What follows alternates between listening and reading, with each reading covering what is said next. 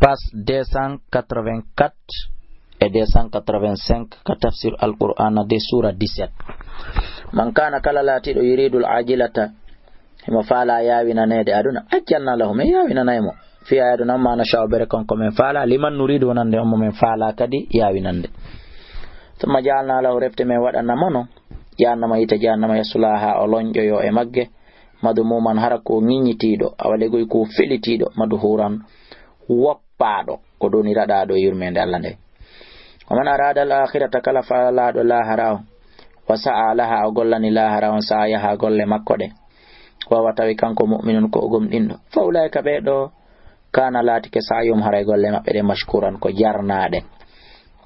kullan ɓeɗo fo faalaɗo aduna e faalaɗo lahara fo numiddu meɗen ɓeydana ha ula'i ɓeeɗa wa ha ula'i e ɓeɗo min ata'i rabbika koye morde dokke jomum ma wama kana ata'u rabbika sabu laataki dokke jomum ma ɗe mahzuran ko heedeteɗe. unzur ndari kayfa faddalna konno men ɓurdindini ba'dam yoga maɓɓe ala ba'din edo yoga. walal akhiratu wallahi ko lahara akbar ɓuri mawnude darajatin ɓurdalji akbar ko ɗum ɓuri mawnude tafdilan ɓural. la tajal wata waɗu acci hakke ma allahi wondude Allah ilaha reweteɗo akhara goɗɗo goo fataquda sakko joɗoɗa madmuman hara ko an ŋiñaɗo makhdulan woppaɗo hoynaɗo.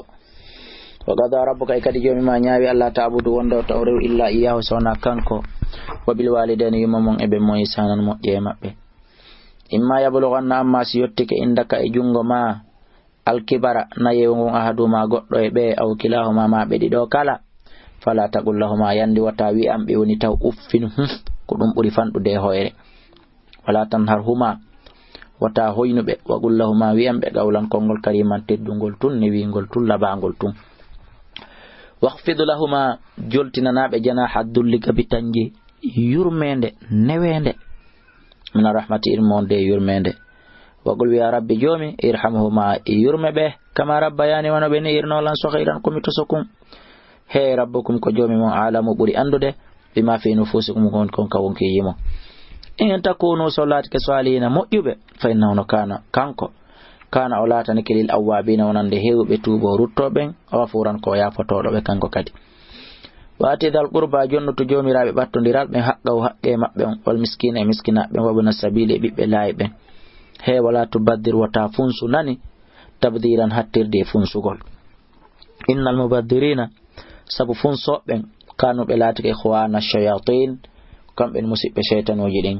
wa kana shaytanu shaytane latani kili rabbihi jomi makko kafuran ko dulluɗo ko yedduɗo wayliten.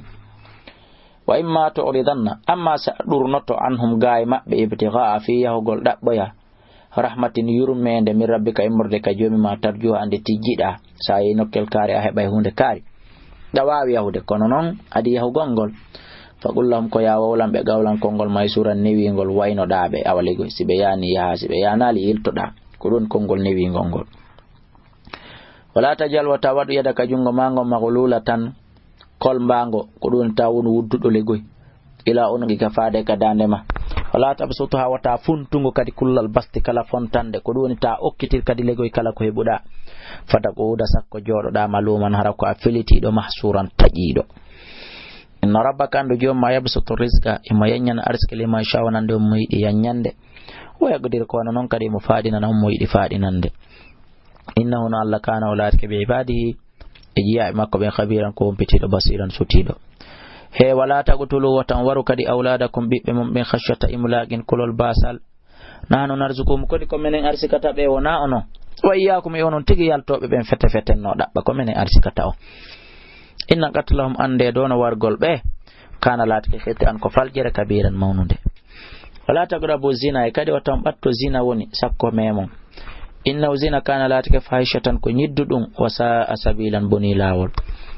wala taqtulu nafsa watan waru kadi wonki allati kin harramallaki Allah wal harmini waregol illa bil haqqi sona sabu gonga.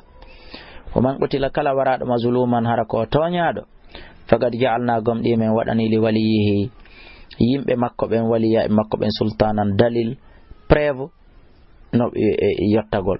fala yusrif kamɓe kadi no wata ɓe feƴƴintin fil qatli ka wargol. innahu no Allah kana innahu no on waraɗo ɗon kana o laatike mansuran ko o walleteɗo.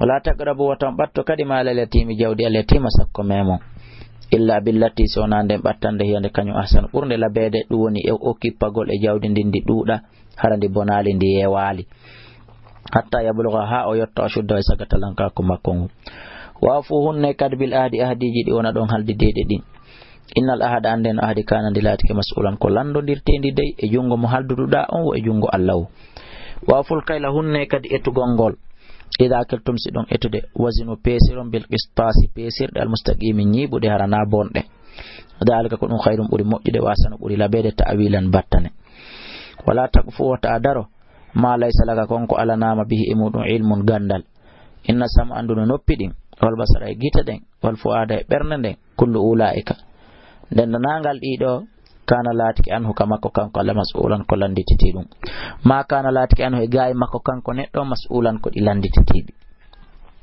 wala tamshi wa tayaru fil ardi kalaydi marhan bungugol innaka an lan taghriqal arda awata tufude ndi leydi kuni budandi bude walan tablughal jibala awata kadi hewtitade pelle den tulan jutugol kuni buda jengade bunga hadi wada duy